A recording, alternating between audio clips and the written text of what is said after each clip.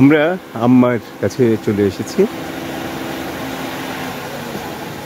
যেই লোকটি আসছে তিনি আম্মার কবর দেখভাল করেন।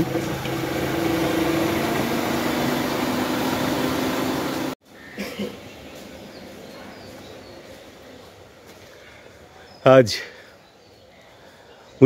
2024 সালের 21শে ডিসেম্বর সকালবেলায় আমরা এসেছি আম্মার কাছে। আজকের এই দিনে 2012 সালে তিনি চলে গিয়েছিলেন। তো শামীম ভাই আর আমি এসেছি এবং পেছনে যেই ভদ্রলোককে দেখছেন তিনি আম্মার কবর দেখে রাখেন। আমরা এখন সেদিকটাতেই যাচ্ছি।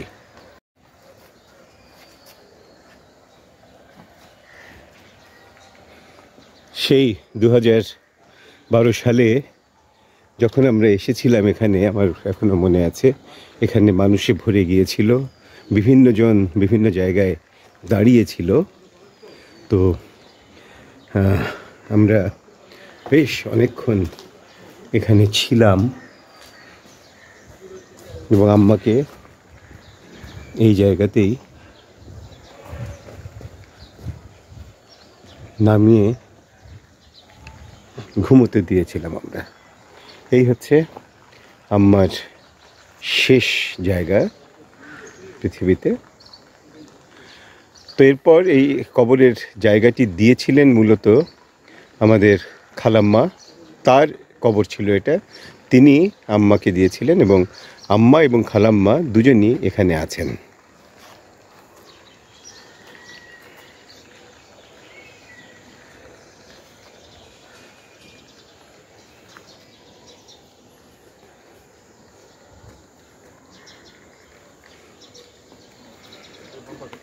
এই যে লেখা আছে দেখেন, মরহুমা লতিফা লুৎফে আরা খানম। আর না না আছে ওই যে মরহুমা বেগম নূরজাহান সিরাজি। হ্যাঁ আমি নিয়েছি। হ্যাঁ হ্যাঁ।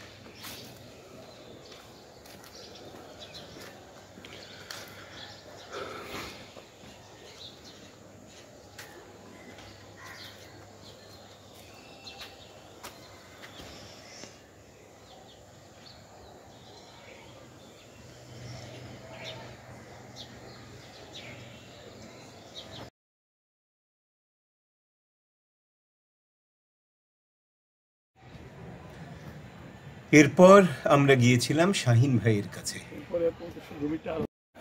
হ্যাঁ আমরা শাহিন ভাইয়ের কাছে এসেছি।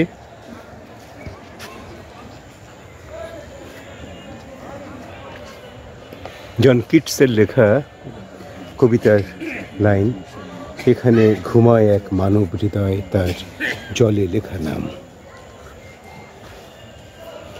12ই ফেব্রুয়ারি 2021 সালে শাহিন ভাই চলে গেছেন। 1954 সালে তিনি জন্মেছিলেন। এখানে তিনি শুয়ে আছেন।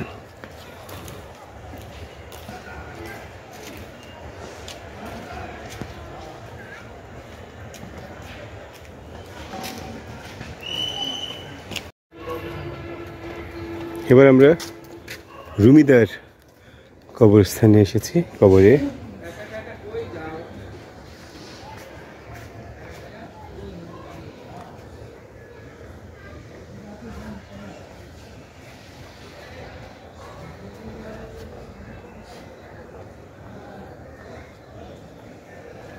এই যে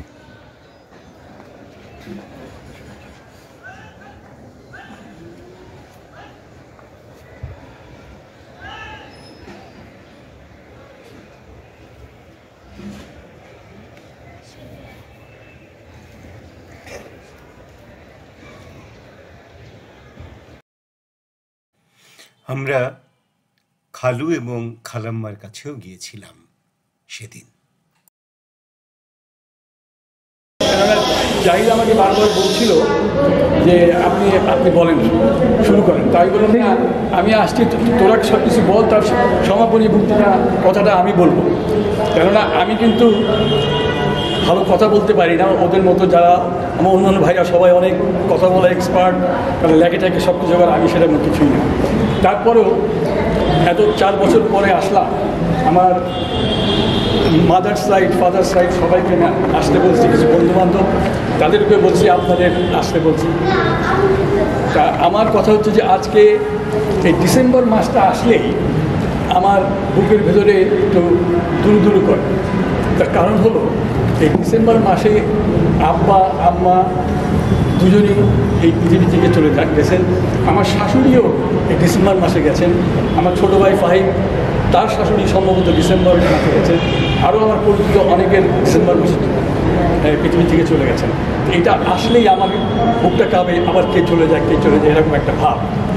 আমি সর্বপ্রথম যে কথাটা বলবো সেটা হলো যে আজকের দিনে এই কথা বলার আগে আমি যে মানুষগুলিকে মিস করছি এবং স্মরণ করছি, তাদের মধ্যে একজন হলো আমার সহোদর শাহিন, যে আমার ছোট ভাই না, সে আমার একদম বন্ধুর মতো। আমরা একই ক্লাসে আমি পড়তাম, কারণ আমার পায়ে অসুবিধা আছে, তাই আমি 1 বছর পড়াশোনা করতে পারিনি। তাই আমি আর শাহিন একই ক্লাসে ছিলাম। শাহিন অত্যন্ত ব্রিলিয়ান্ট ছিল, তার স্মরণ শক্তি এটা আমার আব্বার কাছ থেকে আমাদের 8 ভাইয়ের মধ্যে ওই পেয়েছিল, আর কেউ পায়নি। ও ক্লাসে ক্যাপ্টেন ছিল, সেকেন্ড ক্যাপ্টেন ছিল, এবং খুব ভালো কথা বলতে পারত। তারপর আরেকজনের কথা ভুলবো না, সেটা হলো রুমিদা, আমার মামাতো ভাই। তার সাথেও আমার একটা দারুণ বন্ধুত্বপূর্ণ সম্পর্ক ছিল। কিন্তু তার সাথে আমি যেহেতু আমি আমার জীবনের 44টা বছর বাংলাদেশ থেকে আমি আরেক দেশে থাকা শুরু করি, আমি কিন্তু জীবনে কোনো দিন বিদেশের প্রতি আমার কোনো আগ্রহ কোনো দিন ছিল না। কিন্তু আমার অনেক বন্ধুবান্ধব বিদেশে যাওয়ার জন্য পাগল ছিল। আমি 22 বছর বয়সে বিয়ে করি, এবং বিয়ে করার পরে আমি ভালোই ছিলাম, বন্ধুবান্ধবের সাথে ঘুরতাম, আড্ডা মারতাম, ফুর্তি করতাম। কিন্তু হঠাৎ করে এই আমাদের জীবনে একটা দুর্বিষহ সময় শুরু হয় 71 সালে আব্বাকে হারাবার পর।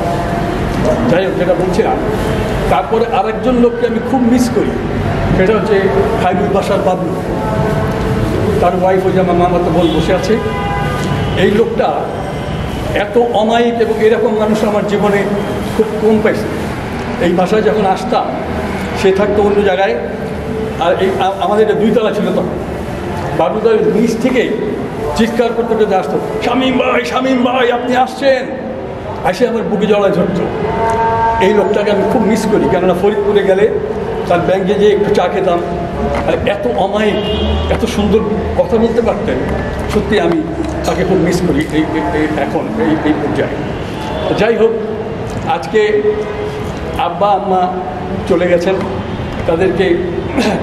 তারা আমাদেরকে রেখে গেছেন। আমি ওই আরেকটা কথা যেটা বলছিলাম, যে শাহিন আমার ছোটো ভাই, কিন্তু ওর মতো এত দূরদর্শিতাপূর্ণ ছেলে আর এত বুদ্ধি আমি খুব কম মানুষের ভিতরে দেখতে পাইছি। কেননা যখন 71 সালে আমি যখন মুক্তিযুদ্ধ থেকে ফিরে আসলাম, আশা করে দেখলাম বারান্দায় আম্মা সাদা শাড়ি একটা পরা, ভাইরা সব বসে আছে। আমি ঢুকে কান্না শুরু করলাম, আম্মাকে জড়াই করলাম। তখন একটা আশা যে না, তোমার আব্বা আসবে, তাকে খোঁজা হচ্ছে, কিন্তু তিনি আর আসেননি। সেই দুর্বিষহ দিনের কথা আমি ভুলতে পারবো না। দিন যায়, কিন্তু তিনি আর ফিরে আসেননি। আর আমাদের একমাত্র আয়ের উৎসই ছিল আমার ফাদার। আর আমার আব্বা এমন একটা মানুষ ছিলেন, যিনি শুধু আমাদের পরিবার, সে লেফট অ্যান্ড রাইট, আমাদের চাচার ফ্যামিলি, মামার ফ্যামিলি, যার যখনই কোনো ব্যাপার হয়েছে সবসময় আব্বার তাদেরকে যতটুকু কাজ করার চেষ্টা করছে। আর আমার বড় মামু উনি আব্বার ক্লাসমেট ছিলেন, সবসময় একে বাসায় আসতেন, আব্বার সাথে বুদ্ধি পরামর্শ করতেন, অনেক কিছু তিনি জানতেন, বলতেন।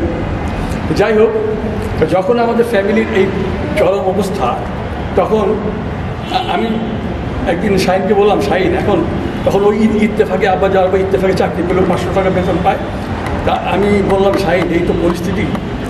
তখন ও বললো যে শোনো একটা কাজ করি। কী কাজ? যে হোক যেভাবেই হোক তোমাকে বিদেশে যেতে হবে। আমি বললাম যে না, আমি বিদেশে যাব না, আমি এখানে ভালোই আছি। তুমি পাগল, তুমি যদি না যেতে পারো আমার আত্মার ভাই 2-3টা নষ্ট হয়ে যাবে। কেননা তখন ইয়াং ছেলেরা ফেন্সিডিল খাচ্ছে, মদ খাচ্ছে, সিগারেট খাচ্ছে, দুর্ব্যবহার করতেছে। এই সঙ্গ যদি কোনো ভাই ধরে তা মনে করো 3-4টা ভাই চলে গেছে, জ্ঞান এক বাতিল। আর আমরা ঢাকা শহরে থাকছি, পড়াশোনা করছি, গ্রামে গঞ্জে এগুলো থাকতে পারবো না। তোমাকে এই স্যাক্রিফাইসটা করতেই হবে, যেতেই হবে। তারপরে আমি বললাম, আমি যেমন তো ভাবি তুমি এটা চিন্তা করবো না, এটা আমার উপরে ছেড়ে দাও, ভাবিকে আমি তোমার কাছে পাঠাবো। আমি এই আশায়, এই ভরসায় আমি বললাম ঠিক আছে পাঠা। তাই বললাম আমার তো পায়ে ব্যথা, আমাকে কে কাজ দিবে? তুমি যাও না, গিয়ে দেখো। এবং আমার চামেলি বাগে, শান্তিনগর চামেলি তখন 20টা ছেলে থাকে, তারা কেউ চায়নি যে আমি যাই। সবাই বলে যে ওর তো পায়ে প্রবলেম, ও আসতেছে কেন, শাইন আসে না কেন, ফাইম আসে না কেন।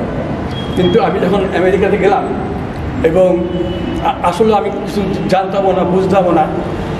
যাওয়ার পরে আমাকে সবাই বলে, আমি একটা নোয়াখালী গ্রুপের মধ্যে থাকলাম, সব বয়স্ক লোক, সব ম্যারিড। তা আমি চিন্তা করলাম যে আমার এখানেই থাকার দরকার, কেননা ইয়াং ছেলেদের সাথে যে থাকি ওখানে বাজে সঙ্গ আমার হয়ে যেতে পারে। সেই জন্য আমি ওনাদের সাথে থাকলাম। ওরা বলছেন আপনি কোনো চিন্তাই করবেন না, আপনি এখানে থাকেন, কাগজপত্র আপনার বানাইয়া দিব। আমি কি বলে কি, আমি কাগজপত্রের জন্য আসি নাই, আমি তো এই আমার ফ্যামিলির জন্য আসছি। তো আমেরিকায় তো ফ্যামিলির জন্য আসলেও কাগজ নাহলে থাকতে পারতেন না। দরকার হলে আপনি বিয়ে করাই দেবো, 7 দিনের মধ্যে কাগজ দিব। আমি বললাম বিয়ে করতে পারবো না। বিয়ে করতে পারবো না, ফ্যামিলির বাসায় দিয়ে গেলে আপনার অসুবিধা, আপনি বউ কি জানবেন কি আপনি বিয়ে করছেন? আমি কিন্তু আমার বউ ঠিকই জান। তারপরে আমি কোনোদিনও রাজি হইনি এবং আমি এটা করিও নাই। আমি আল্লাহর উপর ভরসা করে থাকলাম। আমি খালি বললাম সবাইকে, রিজিকের মালিক রাজ্জাক, আমার রিজিক যদি আমেরিকায় থাকে আমাকে কেউ ভাগাইতে পারবে। আমি ওই চিন্তা করে আমি ওখানে ওই নোয়াখালী ব্যাচের মধ্যে থাকলাম। ওখানে থেকে অমানসিক পরিশ্রম করতে হয়েছে আমার 44টা বছর। এবং আমি 38 বছর একটা রেস্টুরেন্টে কাজ করছি, তার মধ্যে 20 বছর ছিলাম ম্যানেজার। আমার পায়ে পা যেহেতু আমার একটা পা ছোটো বড় ছিল, এই একটা পার উপরে ভরসা করে 38টা বছর আমার কাজ করতে হয়েছে। ওখান থেকে এরকম জায়গায় দৌড়াদৌড়ি এভরি টাইম। এবং আমার কাজের জায়গায় আমার মালিকরা এত সন্তুষ্ট ছিল আমার উপরে, এই ছেলেটা এত ফাস্ট, এত ভালো কথা বলতে পারে, এত ভালো কাস্টমার কী করতে টেক কেয়ার করতে পারে, আমার বেতনও বাড়াইতে এবং আমাকে সবাই আমার জন্য এক পাগল ছিল ওখানে। যাই হোক, তারপরে শাহিন যেহেতু আব্বার মতো অনেক পত্রিকা পড়তো, সেই ডন থেকে আর নিউ ইয়র্ক টাইমস থেকে সব, আমি 1 বছর পরে দেখলাম যে না, এই দেশে আমার থাকা হবে না, কাগজ নাই, পত্র নাই, আমাকে ভাগাই দেবে। শাহিনকে আলাপ করলাম। শাহিন বলল, মিয়া ভাই শোনো, তুমি যদি আমেরিকা থেকে ফিরে আসো আমাদের ফ্যামিলি কিন্তু একদম রাস্তা করে যাবে, তুমি আসবা না। আমি পত্রিকা পড়ি, আমি অনেক কাগজপত্র ঘাটাঘাটি করি, 100% গ্যারান্টি দিয়ে তোমাকে বলছি উইদিন 1 ইয়ার এই সরকারই তোমাদের কাগজ দিবে। আর ভাবির দায়িত্ব আমি নিলাম, ভাবিকে আমি পাঠাবো 2-3 বছরের মধ্যে। এবং তার যে প্রচেষ্টা, তার যে আগ্রহ, তার যে ফ্যামিলির প্রতি একটা বিরাট একটা ধারণা ছিল, সেই কারণে ওর কথাটাই সত্য হলো। এবং 86-এ প্রেসিডেন্ট রেগান অ্যামনেস্টি দিল, আমি কাগজ পেলাম। এবং কাগজ পেয়ে গেলাম 88-এ আমি একবার বাংলাদেশে আসছিলাম। শুধু তাই না, আমাদের ফ্যামিলির ব্যাপারে জাহিদ, শাহিদ, তৌহিদ, এদেরকে রাশিয়া পাঠানোর ব্যাপারে সমস্ত ব্যবস্থা ওই করছে। প্রতিটি ক্ষেত্রে, প্রতিটি জায়গায় ফ্যামিলির ব্যাপারে কীভাবে আমরা সামনের দিকে যাব সেই চেষ্টা সে করেই দিত। এবং 3 বছর পরে তারই চেষ্টায় আমার ওয়াইফ আমেরিকাতে যেতে পারলো। এই যে ধাপে ধাপে আমরা সামনের দিকে এগোতে পারলাম, সেই জন্যে আমি আজকে আমাদের পরিস্থিতি, আমাদের ফ্যামিলির পরিস্থিতি, তার কারণে প্রথম হচ্ছে শাহিনের দূরদর্শিতা, ওর একান্ত আগ্রহ এবং আমাকে বন্ধুর মতো মনে করে আমার সাথে সব কিছু শেয়ার করা, প্রতিটি ক্ষেত্রে আমাকে জানানো। আর দ্বিতীয় হচ্ছে আমার অক্লান্ত পরিশ্রম। আমার এই পায়ে অসুবিধা থাকা সত্ত্বেও খালি ফ্যামিলির কথা চিন্তা করে আমি অনেক কষ্ট করেছি। তারপর এর সাথে আমি বুঝতে পারবো না। এরপরে আমি আমার ওয়াইফের কথা বলবো, রেবা, যাকে আমি বিয়ে করি এবং 22 বছরে আমি বিয়ে করি। ও একটা ছোট সংসারের মেয়ে, আমাদের বড় সংসার, 8 ভাইয়ের সংসার। মা ওখানে বউ হিসাবে আসে এবং আমাদের কোনো বোন ছিল না। আব্বা একটা মেয়ের জন্য পাগল ছিল, পাগল। আমার ছোটো ভাই ফাহিম, একে প্রায় 8-10 বছর পর্যন্ত ফ্রক কামিজ পরায় রাখতো। আর কেউ আসলে বন্ধুদের বলতে, এই তাহের, মানে তাহেরউদ্দিন ঠাকুর, এটা আসলে বলে তাহের, দেখ আমার একটা মেয়ে আছে। হ্যাঁ, তোমার মেয়ে হইলো কবে? ওই যাই ফাইন, আর তুই দেখতে হইলো, আরে কবে হইলো ওইটা? আরে জানিস না? তারপরে আবার নিজেই বলতো, না মিথ্যা কথা বলছি, আসলে তা না। তো এই যে আমার ওয়াইফ, সে আমার সাথে ওখানে সংসার করার পরে, সে এবং বিয়ে করে আসার পরে অবাক একটা ইসের মধ্যে পড়লো। আমাদের বাসার সাংবাদিকের বাসা, আমার ছোটো ভাই শাহিন, এরা দুইটাই জানি সাক্ষী আছে, 2টা-3টা পর্যন্ত আড্ডা মারত। আড্ডা কি আড্ডা, সে এটা ওইটা দিয়ে গল্প। শাহিন যে কথা বলতে পারতো, বিভিন্ন ভাষায় যোগ করতে পারতো, মজার মজার কথা বলতো, টপিক। আমার ছোটো মেয়েটা ছিল, ওই ভাষার একটা আনন্দের জিনিস ছিল। তা আমার ওয়াইফ, ওদের বাসায় মিলিটারি শাসন, 2টার সময় খায়, 2টার থেকে 5টা ঘুমায়, আবার 8টার মধ্যে খায়, 10টার মধ্যে সব ঘুমায়। তার শ্বশুরবাড়ি যাওয়ার পরে আমাদের বাসায় তো একদম রাত 2টা-3টা পর্যন্ত আড্ডা। আমার ওয়াইফ তো ওইটার মধ্যে পড়ে গেল, কিন্তু আমি আড্ডা মারতে পারতাম না, ঘুমায় যেতাম। কিন্তু আমার ওয়াইফ ওই আড্ডার মধ্যে, এই তার অভ্যাস এই ফ্যামিলিতে হয়ে গেল। এবং সে এবং আমার ভাইরা এই ভাবিরে পাইয়া গল্প গুজব এটাকে অন্যরকমভাবে তাদের দিন কাটতে থাকলো। কিন্তু আমি তো তখন বিদেশে চলে গেলাম, যেটা বলছিলাম, কথা থেকে আমি এদিকে চলে আসছি। তা আমার ওয়াইফ ওইখানে থাকার সময় ও প্রায় 9-10 বছর একটা কাপড়ের কোম্পানিতে চাকরি করতো, আর আমি একটা রেস্টুরেন্টে কাজ করতাম কাউন্টারে। পরে আস্তে আস্তে ম্যানেজার হলাম। তা আমার ওয়াইফের যে সাহায্য, সহযোগিতা এবং সব কিছু ছিল বলেই আজকে এ পর্যন্ত আসতে পারছি। তা না হলে ওখানে যাওয়ার পরে আমার ফ্যামিলির এই যে কিছুটা, যখনই যতটুকু পারছি হেল্প করার, যতটুকু ওদেরকে কীভাবে দাঁড় করানোর জন্য চেষ্টা করছি, তখন যদি সে আমাকে সহযোগিতা না করতো, বা সে যদি বলতো তুমি যদি এইগুলি করো তাহলে তোমার সাথে আমার এটা অনেক ফ্যামিলিতে হয়েছে। আমি ওখানেই দেখছি সংসার ভেঙে গেছে। কেন? তার ভাইদেরকে টানছে, বাইরে ঘরে এনে রাখতে বা বাইরে বাইর করে এনতো এরকম। কিন্তু আমার ওই 1 বেডরুম অ্যাপার্টমেন্টে আমার শালা, আমার ছোটো ভাই সেলিম, কামরান 4 জন পর্যন্ত ছিল। এবং এদের এই 8-10 জনের রান্না বাড়া তাকে করতে হয়েছে। ওই সময় তার এনার্জি ছিল, কিন্তু সে এখন অনেক দুর্বল হয়ে গেছে, দাঁড়াতে পারে না, ব্যথা, ডায়াবেটিস, সমস্ত অসুখ, শ্বাসকষ্ট এসব নিয়ে আসে। কিন্তু আজকে এই আমাদের আমি, শাহিন ও এদের একটা বিরাট একটা পরিকল্পনা ছিল বলেই আমি হয়তো কিছু করতে পারিনি।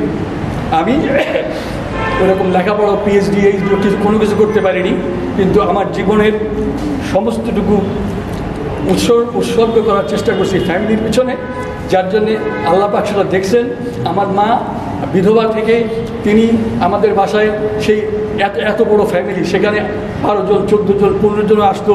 কখনো একটা মুরগি এইটা রান্না করে, সেটাই আমার মার হাতে যে বরকত ছিল, অবাক হয়ে যাই কীভাবে আমার কাউকে ফেরত দিত না। আমার বন্ধু, আমাদের কোনো বোন ছিল না, যার জন্যে 8 ভাইয়ের একটা করে বন্ধু আসলো, 8টা বন্ধু। আড্ডার একটা বিরাট একটা সুযোগ ছিল সেখানে। আমার সবাইকে ডাক দিয়ে ওই মুরগি যাই রাঁধছে ওইভাবে দিত খাওয়ার জন্য।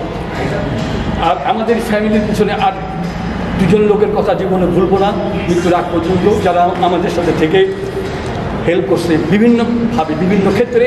সেটা হচ্ছে আসাফুদ্দৌলা রেজা, যিনি আব্বার জায়গাটা উনি নিয়েছিলেন এবং তিনি আমাদেরকে নিজের সন্তানের মতো জানতেন, এত ভালোবাসতেন যে এত ভালোবাসা কখনো পাইনি যে একটা মানুষ আব্বার জায়গাটা দখল করতে পারে। আরেকজন হলো আমার বড় মামু শামসুদ্দিন মোল্লা, যিনি আব্বার অবর্তমানে বিভিন্ন সময় এখানে দরকার হইলে ওই দরকার হইলে আমাদের ওখানে থাকতেন, উনি এমপি হোস্টেলে থাকতেন, আমরা ওখানে যেতাম। এনারা আমাদের বুদ্ধি পরামর্শ কীভাবে চলতে হবে আমাদের সবসময় দিতেন। তো এনাদেরকে আমি কোনোদিনও বলতে পারবো না, এবং স্মরণের খাতায় তারা থাকে সবসময়। সেই জন্য আমি এই বয়সে এসে আমি 26 বছরে গেলাম, আর এখন এই পর্যায়ে এসে গেছি। কিন্তু আমি যতটুকু করতে পারছি না করছি, আমার জীবনের সবচেয়ে সার্থকতা এই যে আমার ভাইরা বিপথে যায়নি, কেউ নষ্ট হয়নি, সব যার যার পদে আল্লাহর রহমতে ভালোর দিকে আছে, ভালোর দিকে এগুচ্ছে। এবং এই আমাদের ভাতৃত্ব বন্ধন অটুট রেখে আমাদেরকে সামনের দিকে এগিয়ে যেতে হবে। আমি হয়তো বেশি দিন থাকবো না পৃথিবীতে, একদিন চলে যাবো। আমি কেন, সবাইকে চলে যেতে হবে। চলে গেলেও আমি এই কথাগুলি বললাম এই জন্যে, যেহেতু আমার মাদার সাইডের লোকজন আছে, ফাদার সাইডের লোক যারা অনেক কিছু জানে না, আমি সেটা ব্যক্ত করলাম আমার মনের কথাগুলি। আজকে আব্বা আম্মার আর একটা কথা, আব্বাকে যখন দেখছি, আমি যখন এসে গেলাম একদিন, তখন যুদ্ধে যাওয়ার আগে এক অন্ধকার ব্ল্যাক আউট, তা আব্বা একটা দায়িত্ব দিয়েছিল শাহিনকে, যে এই নিউ ইয়র্ক টাইমস, ডন, বিভিন্ন পত্রিকার আর্টিকেল শাহিনকে বলতো, ওকে আব্বা দেখলো যে এই ছেলেটার আগ্রহ আছে সাংবাদিকদের যাওয়া।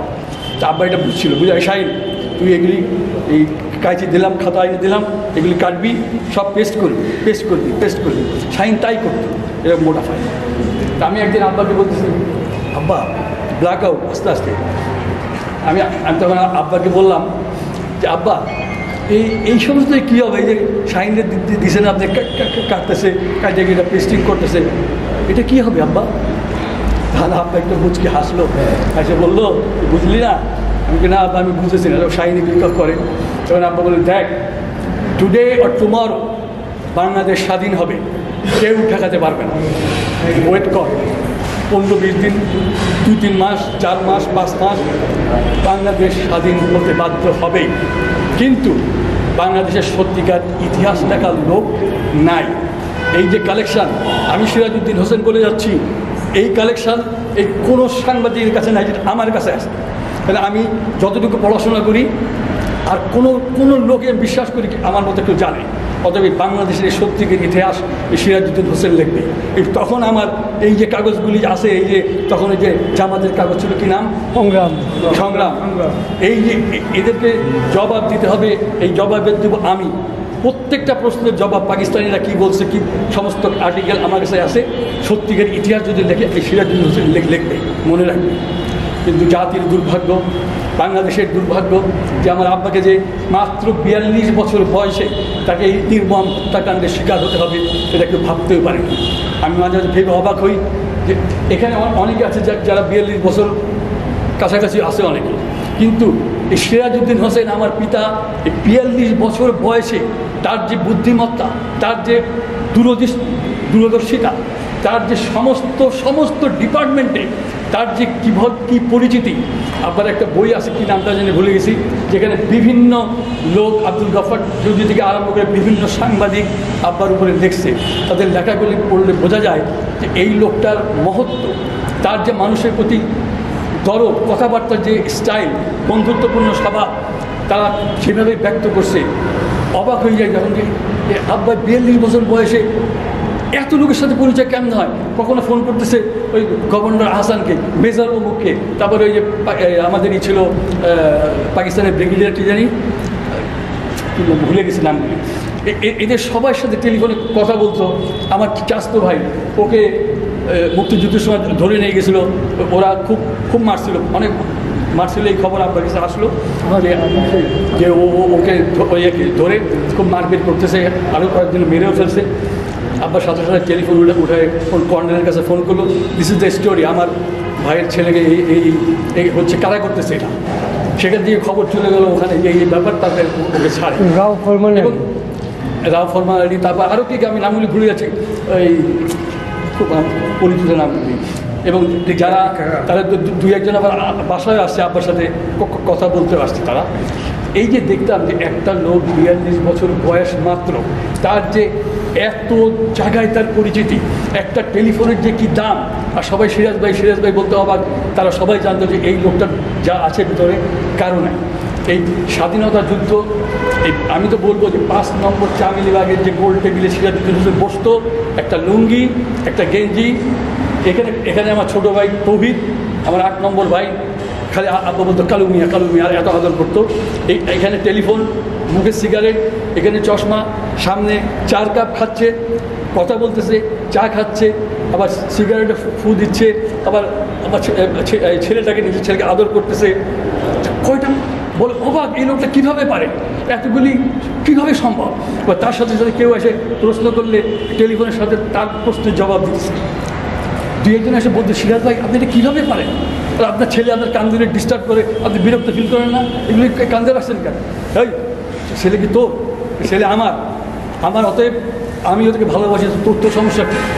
তাই সেটাতে সে এরকম করে সে একটা মানুষ এত দৃষ্টি কীভাবে রাখতো, তবে তার মাথার মধ্যে এগুলি থেকে আবার লিখতো, কীভাবে সম্ভব? এই আব্দুল গাফফার চৌধুরী, খন্দকার মুশতাক আহমেদ, তাহিরউদ্দিন ঠাকুর, তারপরে নজরুল ইসলাম, তাজউদ্দিন আহমেদ, সবাই সিরাজ ভাই। আমি কি কিনে ব্যাপারগুলো সব দিকে আব্বার কথা শুনতেন। তর্ক হয়তো দেখতাম, তর্কের মধ্যে আব্বা একা কথা বলতেছে, একটা মানুষ, তারা উত্তর দিতেছে, আব্বার চেয়ে গিয়ে বলতেছে, বুঝাচ্ছে তোমরা কিছুই ঘোড়ার ডিমও জানো, এইটাই হবে, বলে দিচ্ছি এইটাই হবে, এইটা। নূরে আলম সিদ্দিকী, আব্বার সৃষ্টি হচ্ছে নূরে আলম সিদ্দিকী। আব্বার যশোরের ছেলে, তার বাচনভঙ্গি, তিনটি সাবজেক্টে সে মাস্টার্স। বক্তৃতা বলার তার যে 7.5 কোটি মানুষকে জাগাইছে শেখ মুজিবুর রহমান আর নূরে আলম সিদ্দিকী, তোফায়েল আহমেদ এরা, এবং সৃষ্টি করছে সিরাজউদ্দিন হোসেন। কীভাবে এবং বাসায় আসতো, সিরাজ ভাই বাজারে সালাম করতো, জেলে ছিল, রক্তকপতে একটা বই লিখছিল, যার মুখবন্ধ সিরাজউদ্দিন হোসেন করছিল, জেল থেকে বাইরে এসে আব্বার সালাম সিরাজ ভাই। প্রতিটি ক্ষেত্রে স্বাধীনতা কীভাবে আনতে হবে, কীভাবে কথা বলতে হবে, নূরে আলম এইভাবে কথা বলতে হবে, এইভাবে কথা বলতে হবে, এইভাবে কথা বলতে হবে। ঠিক সেইভাবে বক্তৃতা মঞ্চে গিয়ে দাঁড় করাইতো, বক্তৃতা দিত, স্বপ্ন এখানে আসতো, নিজ চোখে দেখা এগুলি। এই জন্য 5 নম্বর চামিলিবাগের ছোট্ট টেবিলটা, আর সিরাজউদ্দিন হোসেনের গেঞ্জি পরা, লুঙ্গি পরা লোকটা, সে কীভাবে সারা দেশটাকে জাগানোর পিছনে, ইত্তেফাকের হেডিং কী হবে, রাত 3টা 4টা টেলিফোন কথা বলতেছে, দৈনিক পাকিস্তান এই হেডিং দিচ্ছে, অবজারভার এই হেডিং দিচ্ছে। তখন আব্বা বলতেছে, না আমি এটা দিব না। সে বই ঘাটে রাতের নজরুলের বই বার করে হেডিং কী হবে সেইগুলি লিখত, এবং সেগুলি অত্যন্ত প্রশংসিত হইতো।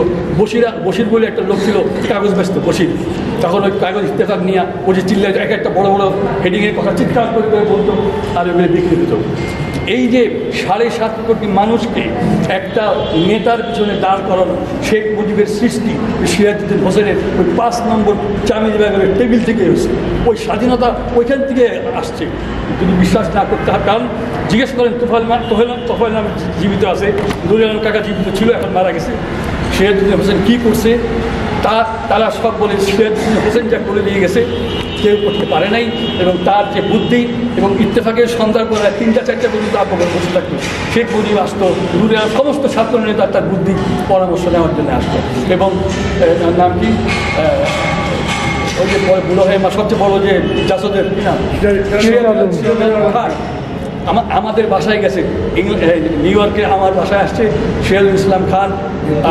শেখ মুজিবের সেক্রেটারি ছিল বাদশাহ। এই বাদশাহ ভাইয়ের সাথে তার খুব সম্পর্ক ছিল।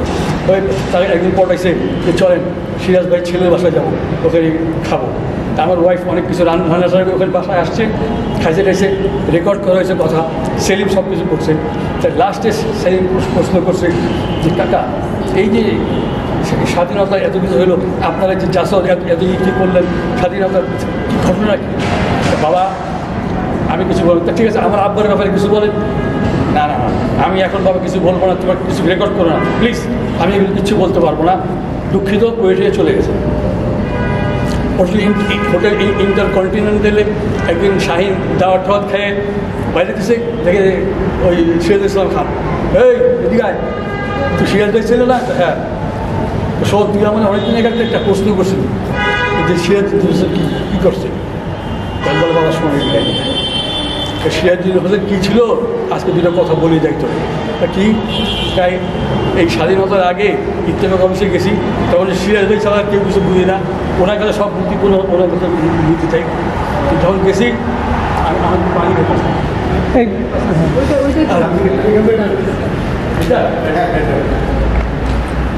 আপনাদের বিরক্ত হচ্ছে না তো ভাই? না না না, আর কি বলেন,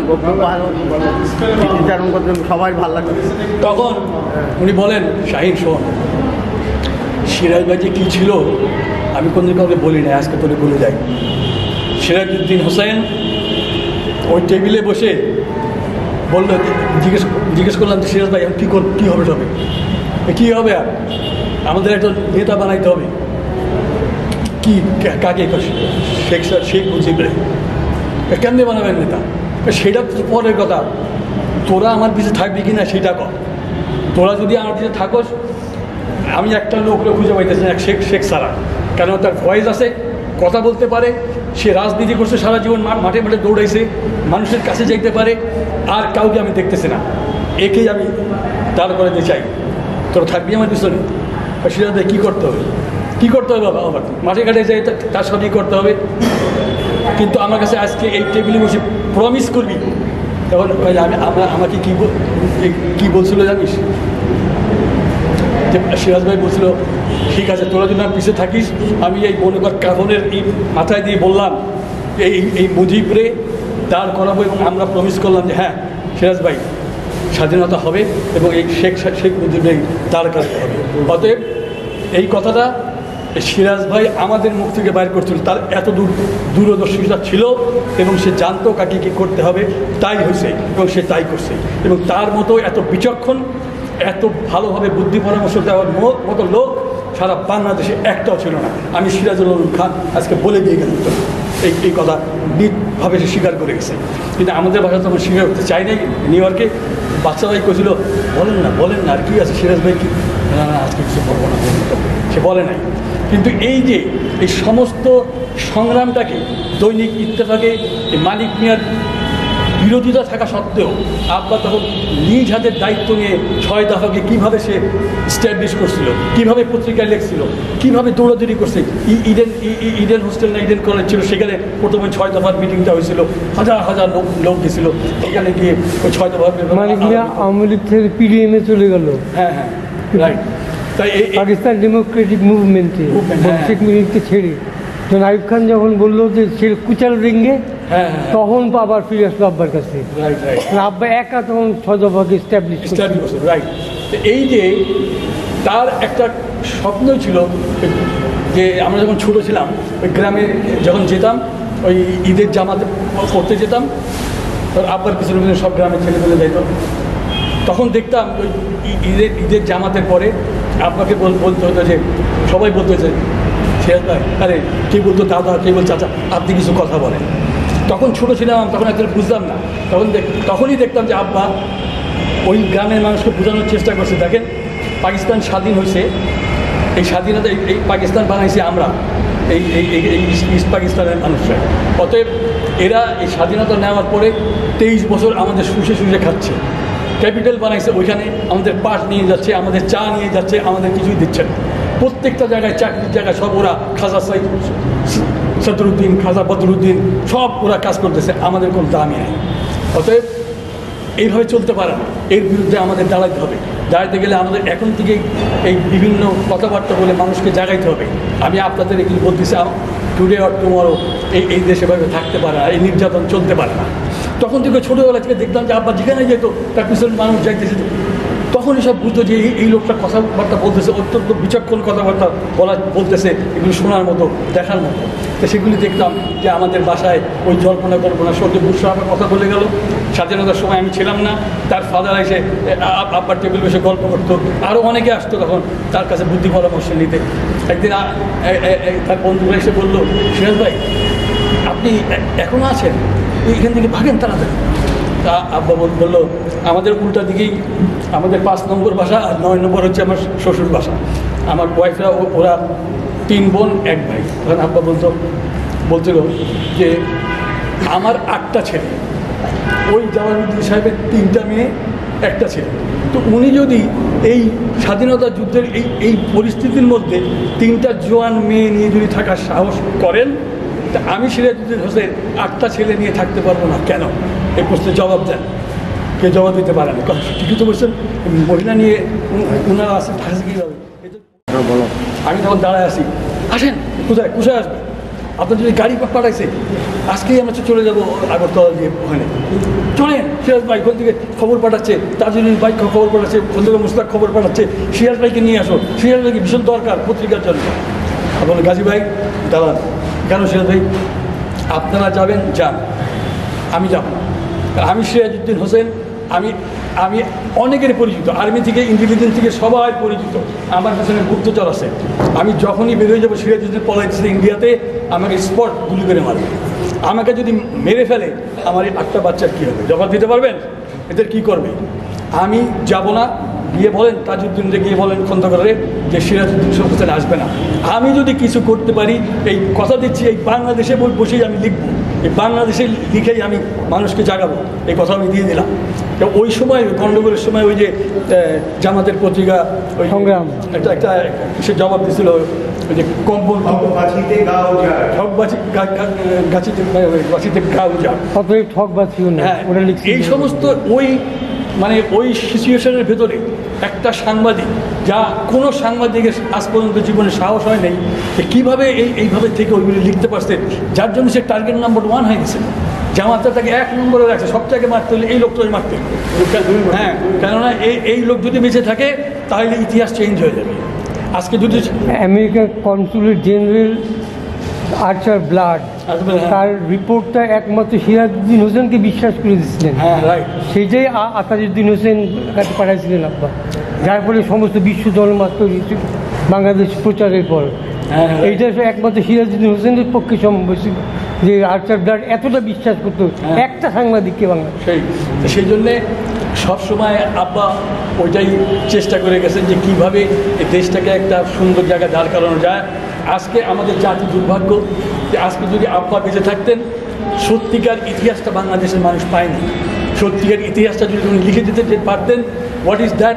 আর আব্বা যদি এখনও জীবিত থাকতেন, তার বয়স প্রায় 100-র কাছাকাছি বা হোয়াটেভার, তিনি যদি 30-40টা বছরে যদি বাঁচতেন, এই সমস্ত রাজনৈতিক নেতাদের কথাবার্তা, উল্টাপাল্টা লেখালেখি, প্রত্যেকটা জবাব, সত্যিকার জবাব, মানুষের মজ্জার ভিতরে সত্যিকার ইতিহাস ওই জেনারেশনকে ঢুকে দিতে পারতো, যা আওয়ামী লীগ পারে নাই, যা এই জিয়াউর রহমান আসার পরে সব নিউ জেনারেশনের ভিতরে ইতিহাস চেঞ্জ করে দিয়ে, বইয়ের পাতার মধ্যে অন্য ইতিহাস দিয়ে এই যে কী বলে স্বাধীনতার ঘোষণা দিয়েছে জিয়াউর রহমান, বঙ্গবন্ধুর নাম করে দিয়েছিল, এখন সেই নাকি স্বাধীনতা সব কিছু করছে। কত রকম মিথ্যা প্রচারণা করে ইতিহাসকে চেঞ্জ করছে। আমার যাদের জন্ম হয়েছে 71 সালে, তারা এখন বয়স 50-50, যারা 30-40 বছরের ছেলে আমেরিকাতে আসে, কেউ আওয়ামী লীগের বিষয় বিএনপি ভাই কী করছে আওয়ামী লীগ, আমরা করছি না বই, তোমাকে সত্যি ইতিহাস জানো, এগুলো সব মিথ্যা লেখা। ভাই এগুলি তো আমরা জানি না, আমরা তো যেটা পড়ছি আমরা এটাই জানি।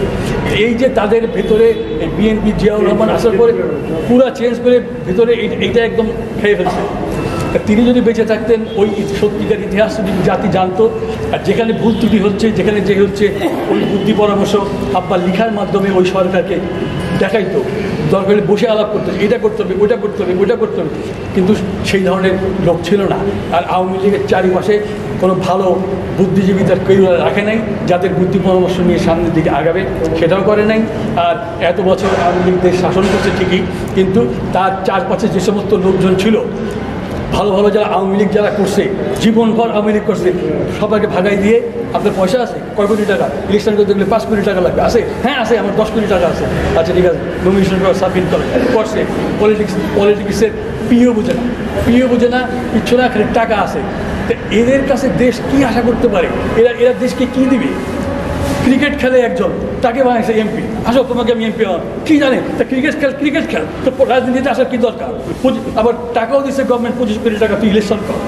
কী ধরনের জালিয়াতি! আমার মামাতো ভাই রুমি সারা জীবন মামু করলো আওয়ামী লীগ, তার ছেলে করলো আওয়ামী লীগ, নমিনেশন চাইলো, ওই তোর টাকা আছে, তুই ইলেকশন করবি, তোরে আমি দিব না, ওরে দিব, জাফর নাকি নাম দিল, আশ্বস্ত কী করলো, তোরে দিব আগামীবার। তো এই যে এইসব জিনিস যে করছে, যে শামসুদ্দিন মোল্লা শেখ সাহেবের সাথে থাইকা তারপরে এত বছর সংগ্রাম করে কষ্ট করছে, তার ছেলে সে একটা ভালো পলিটিশিয়ান ছিল, কথা বলতে পারতো, নমিনেশন দিলেই সে হয়ে যায়, দিল না দিয়ে সে হেরে গেল। সে এই আওয়ামী লীগ ছেড়ে আর এক দল গেল। দুঃখে ক্ষোভে রাগে জর্জরিত হয়েছে এই পলিটিক্স চেঞ্জ করলো। এগুলি পিছনে দায়ীকে সে দায়ী, পুরো জিনিসটা চেঞ্জ করে দিছে আজে বাজে আউল ফাউল লোক ঢুকায়, যারা এখন সে ইতিহাস বুঝতে পারতেছে। সব হয়েছে আমেরিকা ইংল্যান্ডে যায়, ক্যাশ টাকায় বাড়ি কিনে, ক্যাশ টাকায় গাড়ি কিনে, ক্যাশ টাকায় ব্যবসা কিনে করতে আসে, আর ব্ল্যাক মানি, মন্ত্রীর ভাগনা, মন্ত্রীর অমুক, তারা সমস্ত আখের গুজাচ্ছে। তোরা যা কোটি কোটি টাকা বিলিয়ন্স ডলার নিয়ে যা, এগুলি কেন, শেষ মুহূর্তে আমরাও প্লেনে করে আইতেছি, বাংলাদেশে থাকবো না, যাক আখের গুছায় ফেলা। তাই করছে। এখন বোঝা যাচ্ছে যে 50% পলিটিশিয়ান এই কামই করছে। নামে মাত্র এমপি, কামে হলো একেবারে দুশ্চরিত্র, খারাপ, যত একটা আওয়ামী লীগের মতো এত বড় একটা পলিটিক্যাল পার্টি, তার সেক্রেটারি কাদের না কি নাম, ওবায়দুল কাদের, একটা কথা বলতে জানে না। এই সংগ্রামে 7 দিন আগে বলে আয় জামায়াত এবং বিএনপি ঠেকানোর জন্য আমাদের ছাত্রলীগই যথেষ্ট। আরে তুই একটা এত বড় আওয়ামী লীগের পলিটিক্যাল পার্টির একটা সাধারণ সম্পাদক, তার মানে তুই কী প্রকাশ করলি? মানুষ বুঝলো যে আওয়ামী লীগ সাথে সাথে একটা গুন্ডা বাহিনী পালতেছে যার নাম ছাত্রলীগ, যারা এই তাদের কাছে আর্মস আছে, সব আছে, কিছু হলেই তারা ওই ঝালাই করবে। এটা কত বড় একটা বিশ্রী ব্যাপার, যার জন্য আমাদের ওখানে বহুত আওয়ামী লীগার আছে যারা জীবনভর আওয়ামী লীগকে সাপোর্ট করছে, বঙ্গবন্ধুর জন্য পাগল, জান দিতে পারে। তারা আজকে বলতেছে এইটাই হওয়া উচিত ছিল, এই বিচারই হওয়া উচিত ছিল, যা হয়েছে তার এইটাই প্রাপ্য। তা নাহলে সে রাস্তাঘাট করছে, যাই করছে সেটা কোনো বড় কথা না, কিন্তু সে আমাদের কোনো দাম দেয় নাই। সারা জীবন আওয়ামী লীগের জন্য কাজ করলাম, নমিনেশন চাইলাম, হ্যাঁ আমার টাকা নেই, আমার 1 কোটি টাকা আছে, আমার দিল না। যারা আছে 5 কোটি 10 কোটি, গার্মেন্টস ইন্ডাস্ট্রির মালিক আজাদ ফরিদপুরের, দিয়ে দিল নমিনেশন, কেন? কোটি কোটি টাকা আছে তার কাছে, ভালো একটা লোককে বাদ দিয়ে দিল। কী জানে সে পলিটিক্সে? বলেন, কী জানে সে পলিটিক্সে? হ্যাঁ, সে ব্যবসায়ী। এইগুলি করছে, এইগুলি এখন তো অনেক সত্য বেরোয় যাচ্ছে। আওয়ামী লীগের অনেক দুঃখে কষ্টে বলতেছে এইটাই কি দেখা বাকি ছিল যে বঙ্গবন্ধুর গায়ে মানুষ পেশাব করে, তার গলা কাটে। এইটা কত বড় লজ্জার কথা। নিজের বাপরে কোথায় নামাইছে সে, তারপরে কিছু করতে গেলেই ওই কী বলে শেখ জামাল অমুক, শেখ কামাল অমুক, অমুকের অমুক, আমার চাচার নামে অমুক। আরে তোর এগুলি কেন করতে হবে? এটা করবে দেশের মানুষ ভালোবেসে করতে হবে। আমার বাপের জন্য তো আমরা কিছু চাইতে যাই নাই, কিন্তু খাজুলার মানুষ ভালোবেসা সিরাজুল হোসেন নামে কলেজ বানাইছে। এটাকে আমরা হাসিনার পায়ে গিয়ে পড়ছিলাম নাকি ওই হাসিনা খাজুলার কলেজ আব্বার নামে দেন? বলি নাই, ওরা ভালোবেসে করছে। মানুষ ভালোবেসে যদি করে সেটাই হলে আসল কথা। জন এফ কেনেডি এয়ারপোর্ট বানাইছে, কেন বানাইছে? মানুষ তাকে ভালোবাসছে, তাই এত পপুলার ছিল জন এফ কেনেডি, তার ওইটা তার নামে বানাইছে। তো ওই রকম তোমার যেগুলি করতে হবে না। শেখ মুজিব কী ছিল? শেখ মুজিবের জন্যই এই বাংলাদেশ, শেখ মুজিবের জন্যই এত দূর আগায় গেছে। আজকে যদি পাকিস্তান থাকতো, এই যে আপনি বাংলাদেশ ক্রিকেট দল খেলতেছে, জীবনও ক্রিকেট দল করে উঠতে পারতো না। আমার আব্বারা যখন পাকিস্তান আমলে টপ জার্নালিস্ট রাশিয়াতে পাঠাবে, 9 জন না 7 জন জার্নালিস্ট বাছাই করা হলো। তার মধ্যে আমার আব্বা, শহীদুল্লাহ কায়সার, এরকম 6-7 জনকে নেওয়া হলো।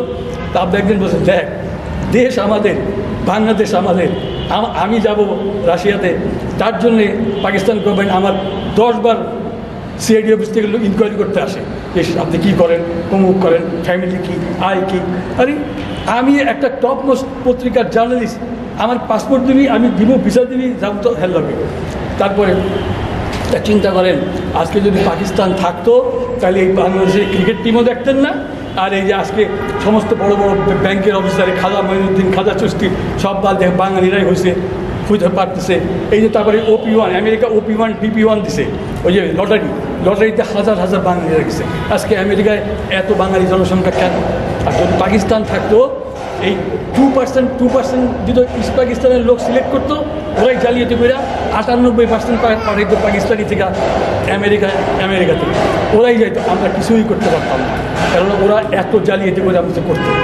আজকে বাংলাদেশটা চাওয়া হয়েছিল ওই জন্য যে আমরা ওদের চাইতে আমরা মেজরিটি, আমাদের শিক্ষা দীক্ষা সবই আছে, আমরা সবই করতে পারবো। ক্ষমতা দিলেও আমরা টুডে আর টুমোরো আস্তে আস্তে উঠতে পারবো। আমাদের আস্তে আস্তে শিখতে হবে, পারবো।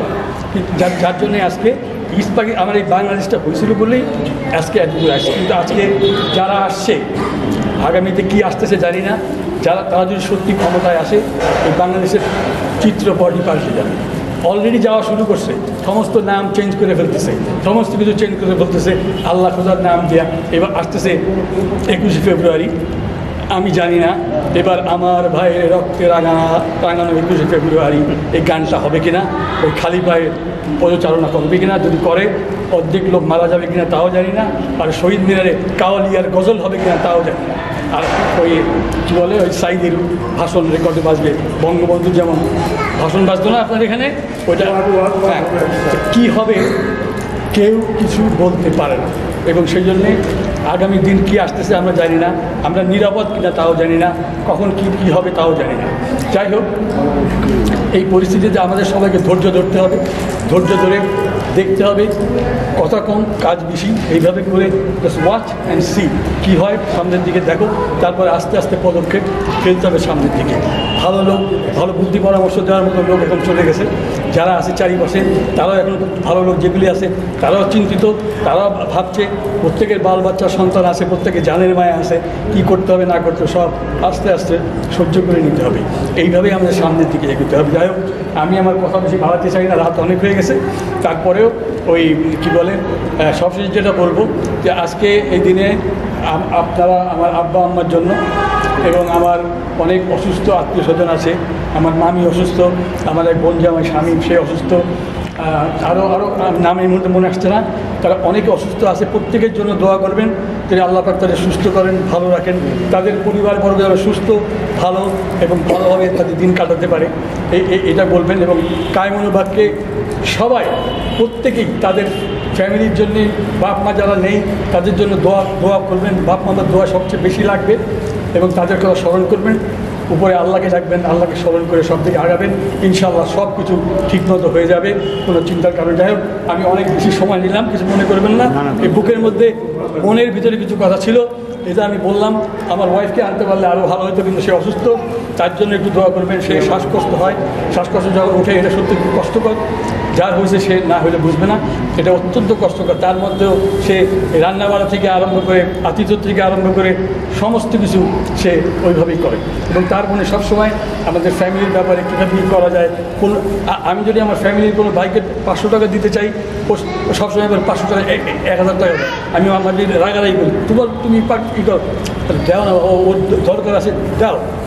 এখনও পর্যন্ত তার মনে এই সহিষ্ণুতা, এই ভালোবাসা আমাদের ফ্যামিলির প্রতি আছে, যে জন্যে আমরা সবাই এখন ভ্রাতৃত্ব বন্ধন অটুট রেখে সামনের দিকে এগিয়ে যেতে পারতেছি। এবং প্রত্যেকটা ফ্যামিলি তাই হওয়া উচিত, সবাই ভ্রাতৃত্ব বন্ধন সামনে রেখে সুন্দরভাবে সুন্দর পরিবেশ পরিস্থিতি করে আলোচনা করে সব কিছু করে সামনের দিকে এগিয়ে দেওয়া উচিত। এটা বলে আমি আমার বক্তব্য শেষ করছি। মনে কিছু করবো না, দীর্ঘায়িত করলাম, তারপর কিছু বলতে চাচ্ছিলাম বললাম। অনেক ধন্যবাদ।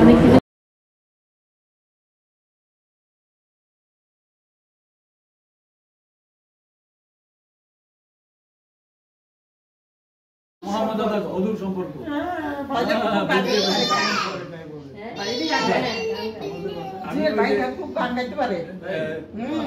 আমি জাহিদের সাথে আলাপ করে জাহিদের সাথে আলাপ করে আমি জানাবো ইনশাআল্লাহ, যদি আল্লাহ নেয় তাই দিতে পারবো সব ওনার হাতে। আমি বলি যাবো, উনি যদি বলে তুই বলছিস যাবো, তুই যেতে পারবি না।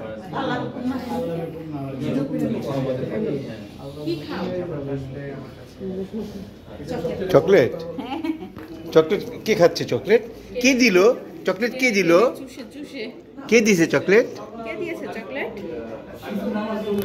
মামা না আঙ্কেলা। যে তোমায় ছাড়ে ছাড়ুক, আমি তোমায় ছাড়ব না মা। যে তোমায় ছাড়ে ছাড়ুক।